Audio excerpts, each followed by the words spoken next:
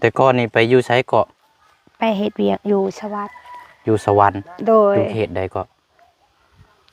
ตอนหน้าตลาดใหญ่หั่นดิตลาดสวรรค์ไสมาก็ตั้งใจเนาะสู้แบบอยากได้เฮือนกับมาแบบนั้นมันบ่มีแบบเงินเดือนบ่หลายเก็บเงินแบบบ่จักสิเลี้ยงลูกแน่จักสิซื้อข้าวให้แม่กินแน่หั่นน่ะบัดนี้อันตัวนี้นี่สิเฮ็ดแนวใดต่อซะน้องอันนี้นะสิมาง สิมากออกบ่โดยคันสิต่อเติมอยู่อีกก็บ่ได้มันมีปลวกเลยอ้ายอันนี้มันเปื่อยหมดแล้วนี่นะมันอยู่บ่ได้แล้ว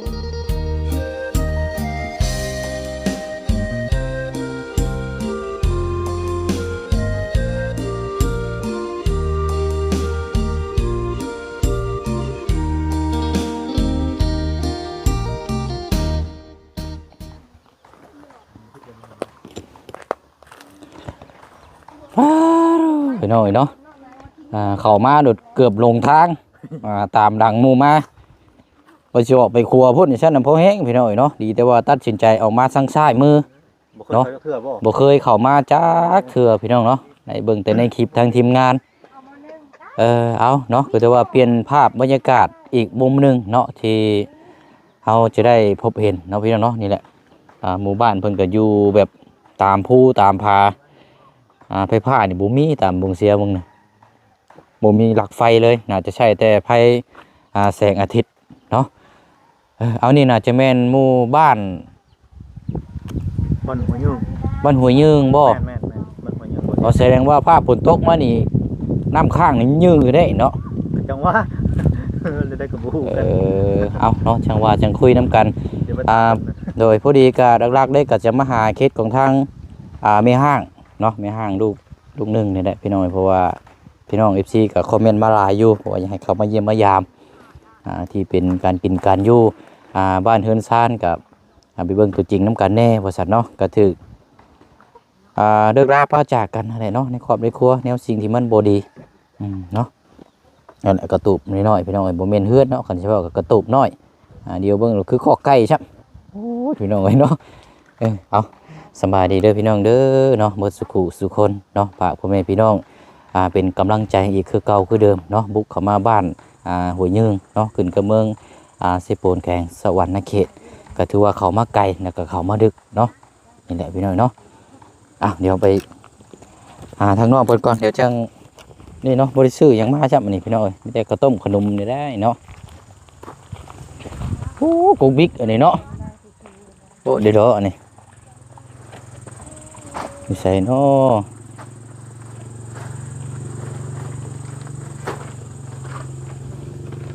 สบายดีเด้อน้องผู้นี้บ่อันเทียนแม่ลูกหนึ่งผู้นี้บ่สบายดีเอาผู้นี้บ่เนาะแม่ละผู้นี้พี่น้องเอ้ยเอาสบายดีพี่น้องอีกรอบนึงเนาะเอาอันนี้เฮือนเจ้าบ่นี่นะโดยเฮือนเนาะปลูกเองบ่โดยแม่ปลูกให้โดยมันได้จักเดือนจักปีแล้วอันนี้นะบ่ฮอดบ่เสียงกันขออนุญาตอันนี้ไม้นี่เอาเจ้านี่ใส่ข้อเสื้อเจ้าหั่นน่ะบ่ฮอดปีหรอกนะอากาศ2เดือนนี่แหละแต่ก่อนนี่อยู่ไสนี่นะเจ้าเทือนหลังนะฮะน่ะหลังน้อยนะหลังอันห้างๆนี่บ่โดยโอ้หลังห่างๆหั่นแหละบัดนี้ก็ได้ยกย้ายมาอยู่นี้บัดนี้เนาะโดยอันคือว่ามีลูกน้ำคนหนึงบ่โดยลูกจักปีแล้วอันเจ้า8 ปีบ่8 ปีนี่แหละ7 ปี7 ปีเนาะโอ้ให้แล้วซะเนาะโดยเอาแนะนำตัวชื่อแนวใดก่อนเจ้านะชื่อนางคำชื่อคำโดยสาวคำเนาะโดยง่ายๆซะพี่น้องอยู่บ้านห้วยยืงโดยถ้าบ้านห้วยบุญยืงนี่บ่แม่นเนาะเอาก็เข้ามาก็ถือว่าลึกเติบอยู่วันนี้อันอยู่กระตูบนี่อยู่น้ำกันจะคนอันนี้นะ3 คน3 คนแม่กับลูกผมมีแต่ผู้หญิงหมดเลยบ่โดยบ่มีผู้ชายโอ้ได้อันนี้ไปหน่อยเนาะฝนตกมานี่เปียกอยู่บ่เปียกคนพ่นตกนะหมดก็มีหมดแดงอันนั้นเด้หมดแดงงามหั่นเด้โดย เนาะแต่ก่อนน่ะอยู่พุ่นน่ะยกย้ายมาอยู่นี่เนาะ โดย ทาง ตอนแร แม่ กก็ดีใจอยู่เฮือนหลังนั้นเนาะบัดน้องมาแต่เฮ็ดเวียกบัดเห็นเฮือนอยู่หลังนี้เพราะว่าโอ้ยก็เลยแบบบ่ปากเลยนะตัวเองก็ได้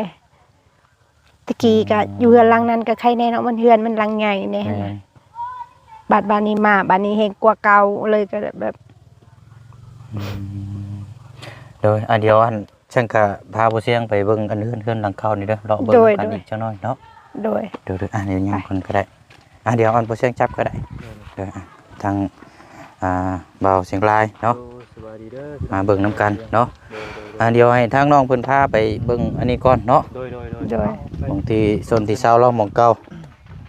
ดูเบิ่งดิ นี่บ่ เรือนหลังนี่ โอ้โธ่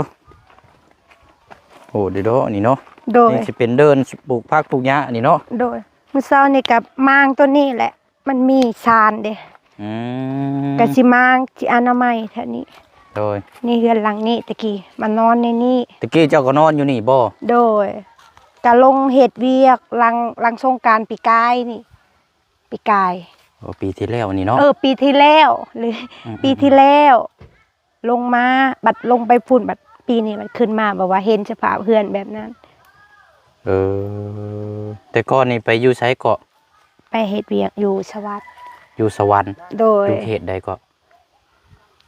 ตอนหนาตลาดใหญ่หั่นดิตลาดสวรรค์ไซหั่นดิขายเครื่องกองบุญ ขายเครื่องเกี่ยวกับกองบุญ โดย เกี่ยวกับสังฆทานอย่างนี้สิบ่ โดย โอ้ของพ่อจังว่าสำเนียงนี่คือคนลาวเนาะ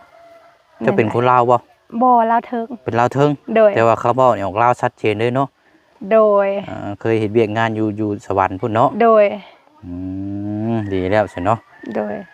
พ่อจะว่า มาแต่แรกก็ว่า มาก็ตั้งใจเนาะสู้แบบอยากได้เฮือนกับมาแบบนั้น มันบ่มีแบบเงินเดือนบ่หลาย เก็บเงินแบบบ่จักสิเลี้ยงลูกแน่แล้วสิซื้อข้าวให้แม่กินแน่หั่นนะก็เลยแบบบ่มีอยู่ แบบนั้นเฮือนตัวนี้ตะกี้ก็อยู่ได้บัดนี้มันปวกขึ้นแล้วเด้แม่บ่ได้อยู่เลยเด้เราบ่อยู่ คือตอนเจ้าไปเฮ็ดงานอยู่สวรรค์นั่นตอนที่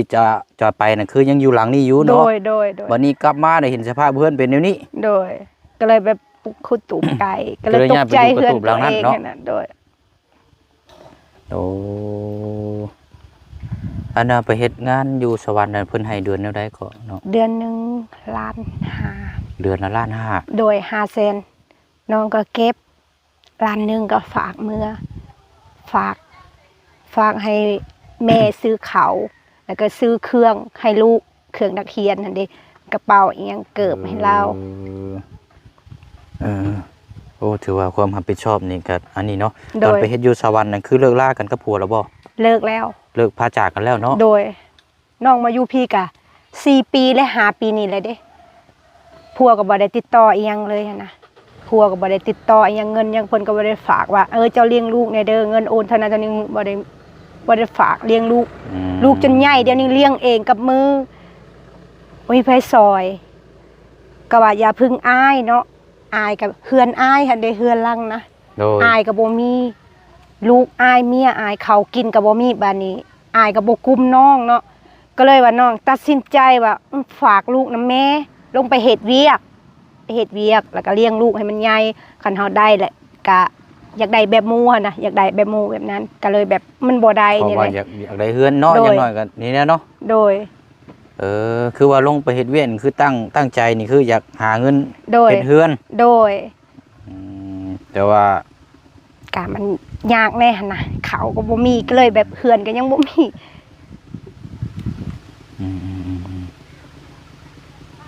อันกลับมาแต่อันเฮ็ดงานนั่นมาได้อยู่บ้านนี่จักเดือนแล้วเนาะ ยังบ่ทันได้ฮอดเดือน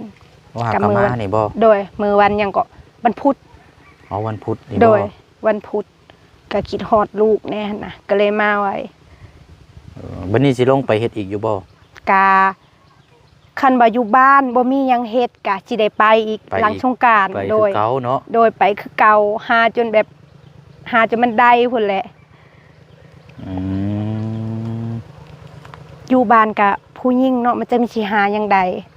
คั คันว่าผู้ชายใครแน่ผู้หญิงแบบไม่หยังก็บ่มีกระโมหั่นนะไปตลาดก็ย่างเอาหั่นนะบ่ได้มีแบบรถอิหยังกระโมหั่นนะ โดย มันยากมันหาเงินแบบกะมีกับบ่หลายเงินอยู่บ้านเฮาหั่นนะแบบคัน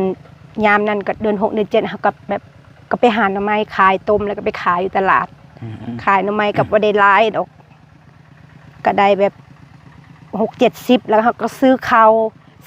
เป็นซอบบ่มีดอกบ่มีเงินซื้อดอก สอบหนึงก็700,000เนาะ โดยแล้วก็แบบซื้อเอาเขาวแบบก็เจ้าขายเป็นโลหั่นน่ะ โดย เขาเป็นโล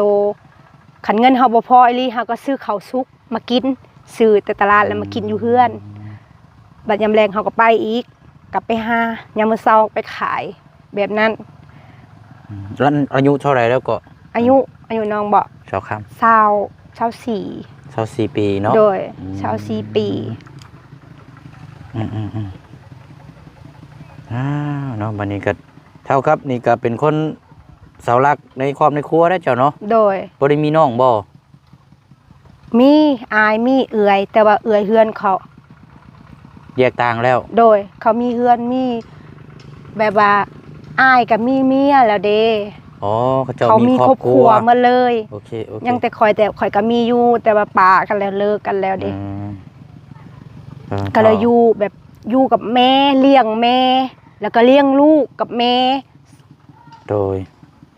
เท่าครับตัวนี้นั่นอยู่นํกันนั่น3คน โดย พ่อบ่ได้มีบ่ พ่อบ่มีพ่อก็อยู่เพื่อนพ่อกับแม่ข่อยปากัน เอาพ่อกับแม่เลิกลากัน โดย แต่ว่ายังบ่ทันได้เสียบ่ ยังพ่อยังบ่ทันได้เสีย คนบ้านเดียวกันนี่บ่ โดยแม่ข่อยน่ะ คนบ้านกุกซาน อืม บ้านกุกซานบ้านนี้เนาะแต่แรกๆแม่เฒ่าเรายังอยู่แม่เฒ่าของแม่ข่อยนะ ๆโดย แม่เฒ่าของแม่บ้านนี้ละแม่ข่อยนี่ไปอยู่กับแม่เราอยู่พุ่นบ้านนี้แม่เราละเสียแม่ข่อยนั่นน่ะแม่เราเสียแล้วมาอยู่นำนี้มาอยู่นี่มาอยู่ดินอยู่พี่กับมันกับอยู่กับอายแต่อายกับเบิ่งที่ซื้อแหละเขาก็สิให้เพิ่นกินกับเขาก็บ่มีหั่นนะเขาก็ได้ข่อยก็เลยตัดสินใจว่าเลี้ยงแม่กับลูกข่อยก็มาแต่เฮือนพัวแล้วก็เลยอยู่กับแม่เลี้ยงแม่เอาแม่จะพุ่นมาเลี้ยงเอามาเพิ่นแต่บ้านกุกซานเนี่ยก็เลี้ยงเอง เอามาอยู่พี่เนาะ โดยเอามาอยู่พี่เลี้ยงเอง โดย ก็อีดูแม่เฮาเนาะแบบไผก็บ่อยากเลี้ยงก็เลยก็เลี้ยงเองซะเอ้าว่ะตัดสินใจสิเลี้ยงเอง เจ้านี่เป็นคนสุดท้ายหมู่บ่ โดย อืม เป็นคนสุดท้ายเป็นลูกหลาน เจ้นี่มีครอบครัวเลยก็แยกเบิดอะเนาะ โดย เจ้าโดยเอาเนาะ โดย นำมาต่อกันบัดนี้อันตัวนี้นี่สิเฮ็ดแนวใดต่อซะน้องอันนี้นะ สิมาง สิมากออกบ่ โดย คันสิต่อเติมอยู่อีกก็ บ่ได้มันมีปวกเลยไอ้อันนี้มันเปื่อยหมาแล้วนี่นะมันอยู่บ่ได้แล้วนี่ บ่มันไปเบิดแล้วเนาะ โดยก็มีแต่มางออกคันเฮามีเงินเฮาก็สิเฮ็ดแบบไม้หั่นน่ะก็บ่มีก็เอาไว้อยู่นี่ก่อน มันรุดเบิดอะเนาะ โดย เก่าบ่แล้วตังคงตังค่าตัวนั้นเนาะ หลักๆกาไปเฮ็ดเวียกกาอยากได้อันนี้แหละหลักๆไอลีนน่ะแต่สำคัญ แล้วก็มันแบบมันขาดเคินก็เลยฝากเงินให้ลูกเลยนะก็ซื้อแบบเครื่องมันไปโรงเรียนอิหยัง เดือนละล้านห้าใช่บ่เจ้า โดย เดือนละล้านห้า โดย เจ้าฝากให้ลูกเท่าใด แต่ละเดือนฝากให้ลูกก็ล้านหนึง ฝากให้ลูกล้านหนึง โดย เออ น้องก็เก็บเอาเอง500,000 เก็บไว้ในตัวเจ้าน่ะ500,000 โดย เงินเดือน ละ เนาะ ล้านหาโดย เออ ก็แม่นแหล้วเนาะอ้าย ก็ดันหามันก็2,000 กว่าบาทเนาะ โดย ไทยเฮาก็ โดย อืม และกันแบบว่ามันบ่มีอีหลีข่อยก็สิพาครึ่งหนึงข่อยก็เก็บเอง เอาไว้เองแนวนั้นหั่นน่ะอ้าย เออ โดย อ่า นี่แหละชีวิตของข่อยหายังบ่ได้คือบ้านคือเมืองได้แต่ซำนี้ก็เลยอยู่แบบนี้เฮือนกำลังน้อยหั่นน่ะ เหตุหลักเหตุปัจจัยรอนี่สำคัญที่สุดนี่คือตัวนี้แม่นบ่ โดย เอ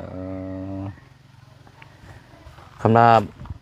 บ่ดีแท้ก็ซ้ำนั้นก็ยังไคเนาะ โดย แม่นบ่พอได้มันแม่อยู่เนาะ โดย แต่ว่าพอหันมาทางนี้พี่น้องเอ้ยคันว่าคนมองเดียวไกลๆนี่บ่ได้คิดว่าเฮือนได้ โด ห ย รือว่าคอกไก่หรือว่าคอกเว้คอกหยังซะเนาะ โดย เอาง่ายๆซะ โดย เพราะว่ามันเป็นแบบกระตุกเนาะ โดย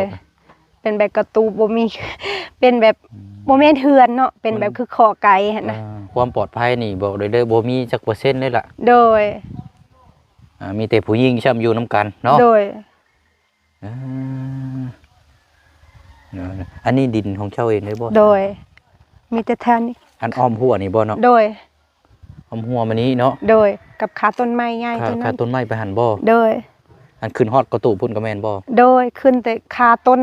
อันเด้เบียมิกหั่นแหละ คนมิกนี้เนาะ โดยมีแต่ดินนี่แหละน้องอีหยังก็บ่มี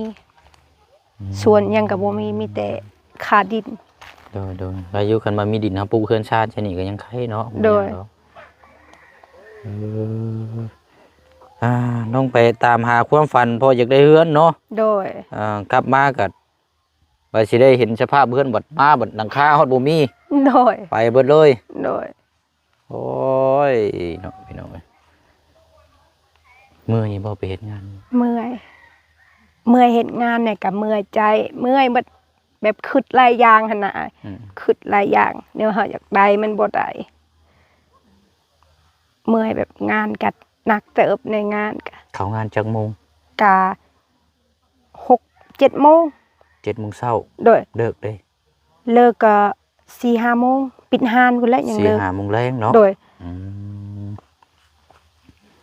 ก็ตามวันเวลาที่เขาเจ้าอันนี้แหละเนาะ โดย อันนี้ยังว่า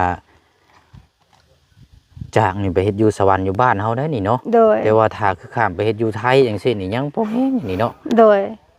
เออ แต่น้องก็บ่เคยไปไทยแต่ว่าอยากไปคิดฮอดแม่กับลูก อืม มันไปยากอะนะ แม่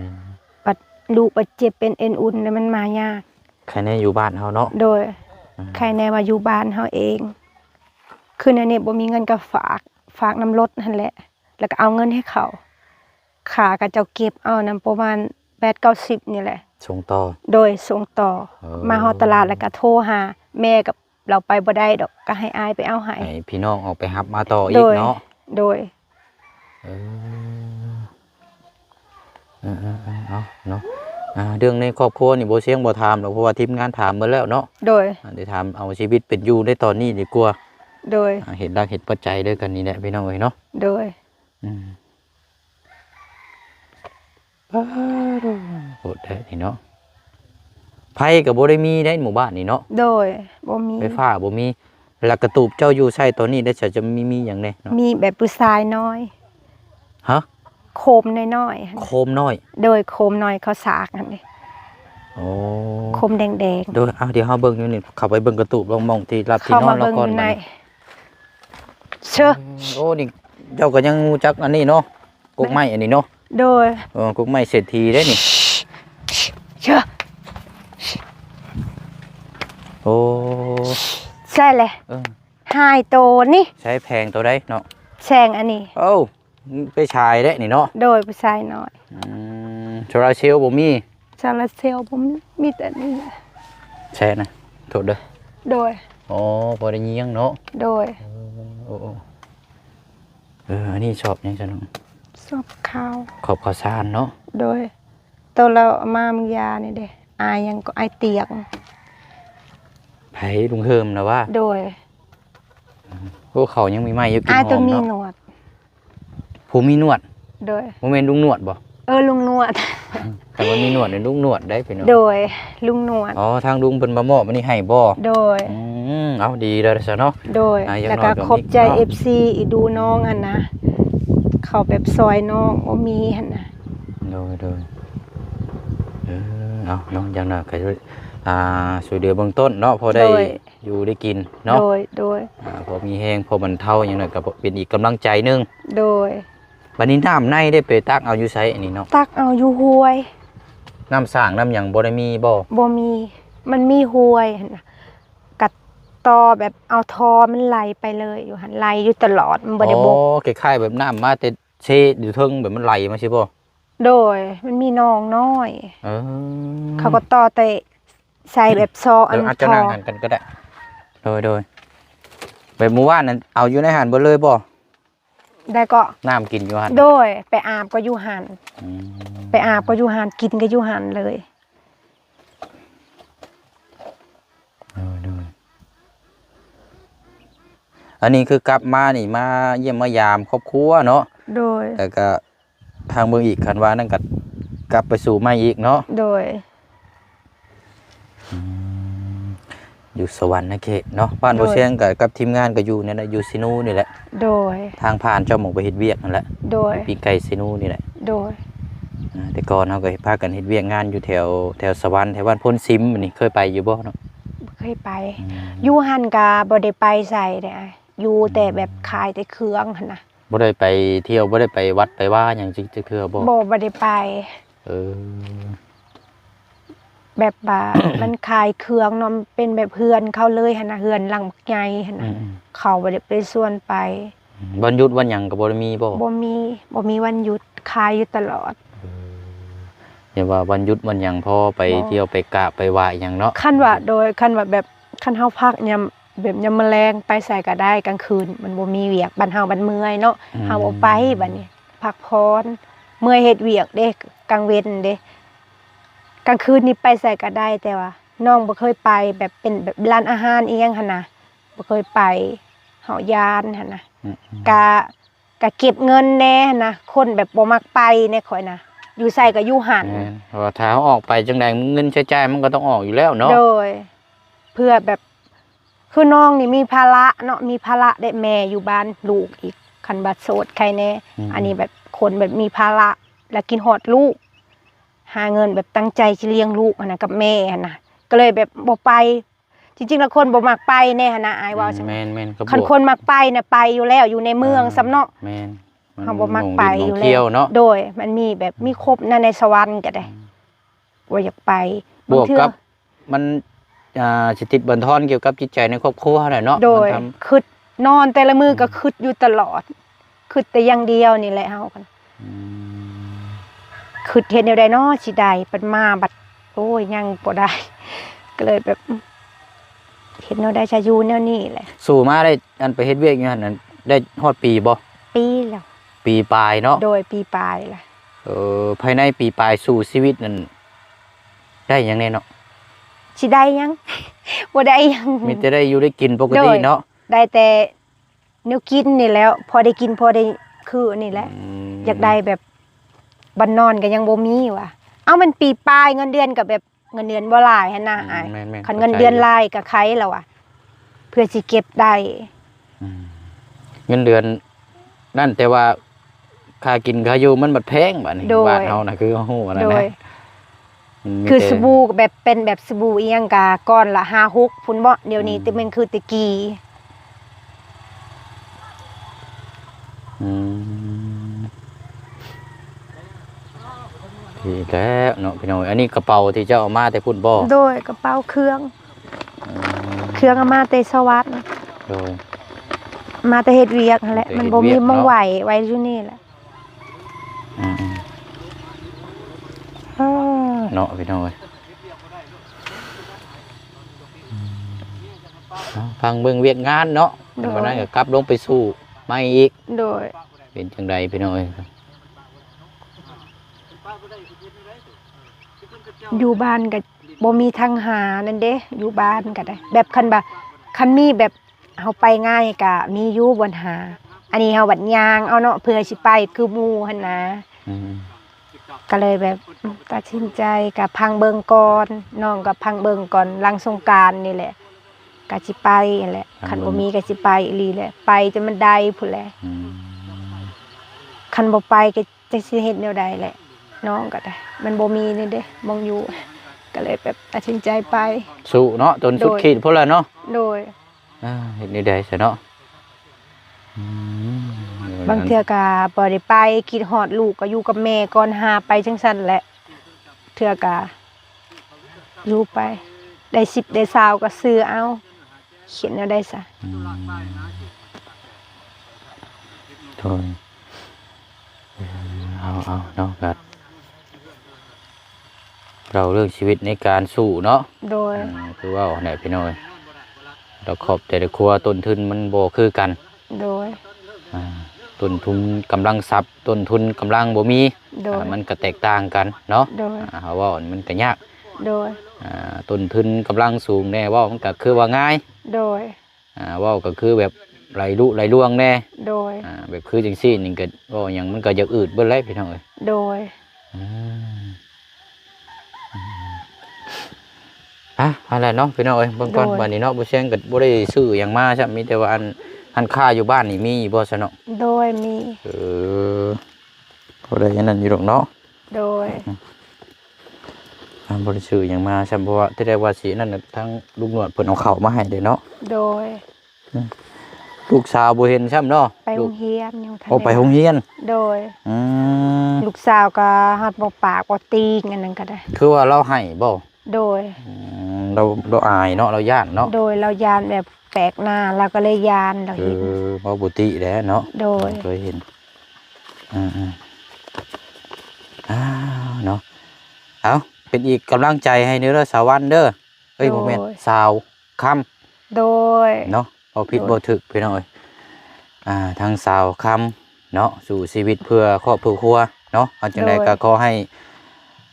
มีแต่แนวสิ่งดีๆเข้ามาเด้อน้องเด้อ โด หวัง ย ว่า สา ให้ ธุ ชีวิต อายกันเหมือน จะ กันเด้อ ผ่านพ้นไปด้วยดีเนาะเบิ่งนำกัน โดย พี่น้องเอ้ย โดย เดี๋ยวอันนี้บ่เชียงช่วยเดือเมืองต้นก่อนน้องเด้อ โดย แต่เจ้า ขอบ เด้ ใจ อ เด้ออายให้สุขภาพแข็งแรงเด้อ FC ขอบใจหันดูน้องเด้ออย่าลืมกดไปหาติดตามอายเนี่ยเด้อขอบใจหลายๆสุขภาพแข็งแรง เอา ขอบใจหลาย